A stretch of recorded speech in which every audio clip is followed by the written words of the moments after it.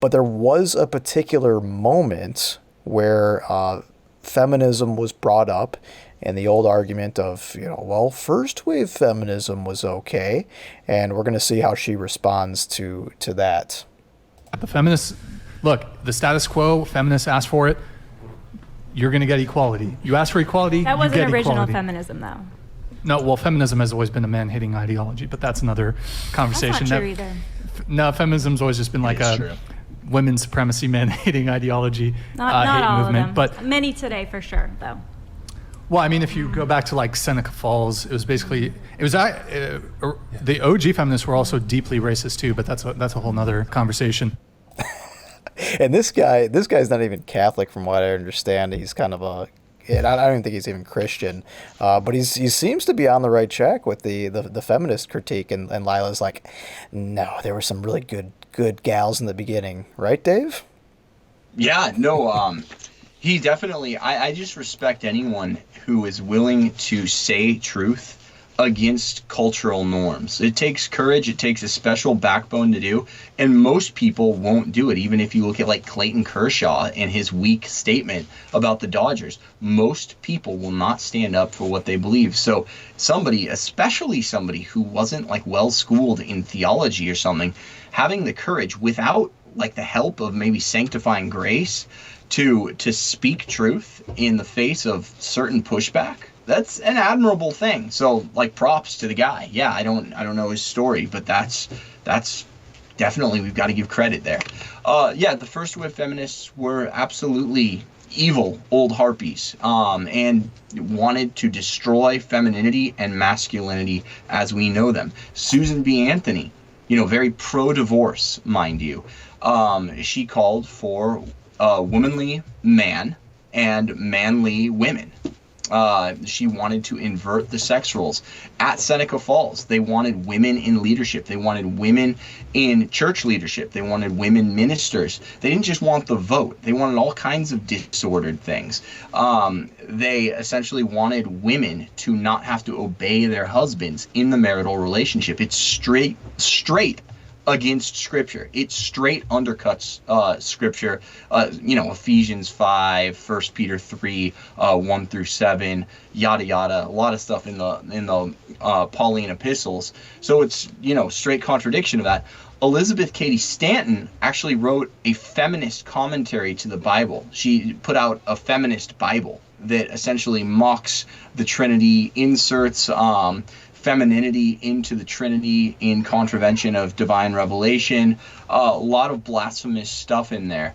And they absolutely were twisted old bags. Elizabeth Cady Stanton, you feel for her and her idiot father. When her brother died, he was like, I wish you were a boy so you could basically be useful to me. And that kind of stuff will mess up a woman's psychology, because instead of valuing his daughter for what she is, a gift from God, somebody made in the image and likeness of God, that reflects different parts of the divine glory, the feminine virtues that God has within him. God has all virtue within him, all goodness within him, whether it's particularly represented by the in the human form, like masculinity or femininity. God has all of these goods within him. The tenderness of what we would put, make go along with motherhood, and he's a disciplinarian, the way we would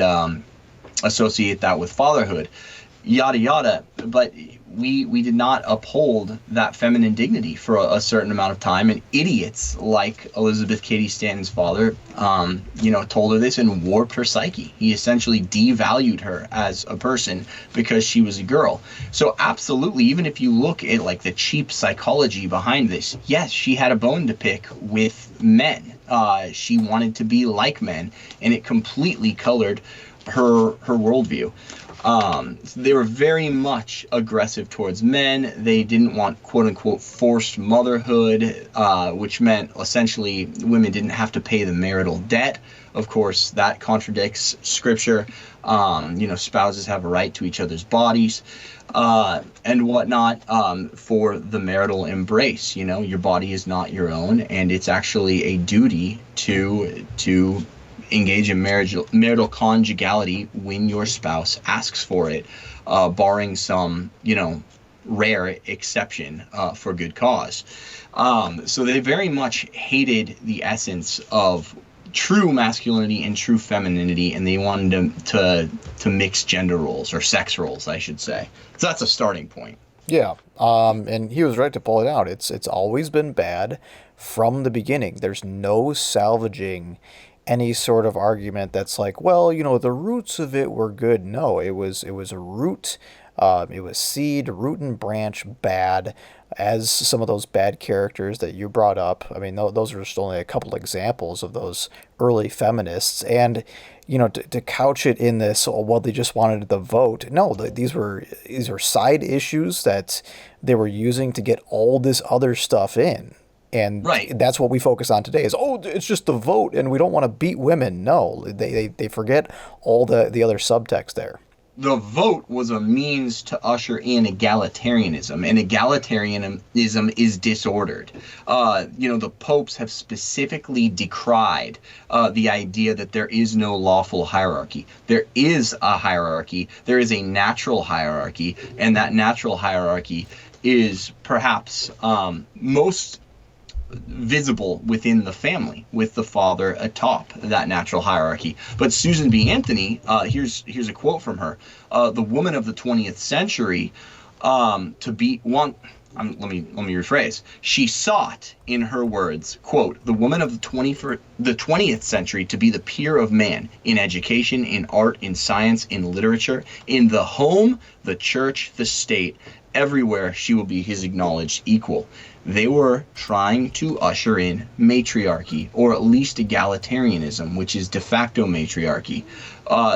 Woman is not going to be man's equal in the church in terms of hierarchy. Obviously, in human dignity, she is. She is not going to be his equal in the home. Headship belongs to men. She is not going to be his equal in the state, because men are born for leadership and women are not. So they're very much anti-masculinity qua masculinity. It's always been that way. And, a lot of them were very bitter. You have early feminists that refused to take their husband's surname, the Lucy Stoners, if you will. That's what they called them, from Lucy Stone, because they wanted to cast off the authority of the man. So it's been from the very first of the very beginning of the first wave that this has been toxic and disordered and anti-man. It's trying to usurp his authority. Yeah, and it's interesting in the Matt Fradd interview. We don't have a clip from it, but Fradd actually kind of jokingly brings this up because he's like, "Well, your last name is Rose, Lila Rose. That's your maiden name, right?" And he's like, "Did you not take your husband's name?" And I guess she actually gives a valid argument. I think I would accept this. She says, "Yes, I actually did." She's like, her legal name is actually changed to her husband's name, but she won't reveal that for the sake of privacy. Which I guess I kind of buy that argument. She does get death threats, so, I don't know what you think of that.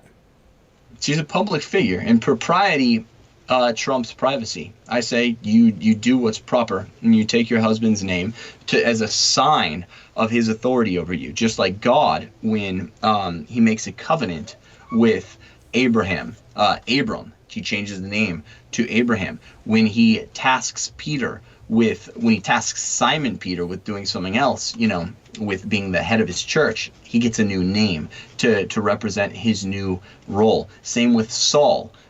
Saul is changed to Paul.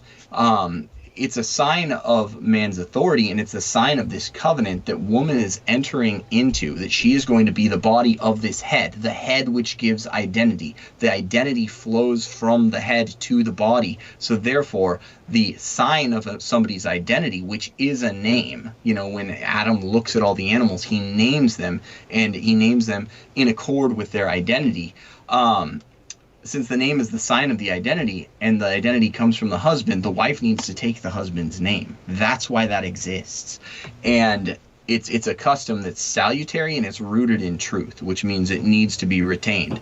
Her not doing that and saying privacy, it's like, first of all, you're a public figure.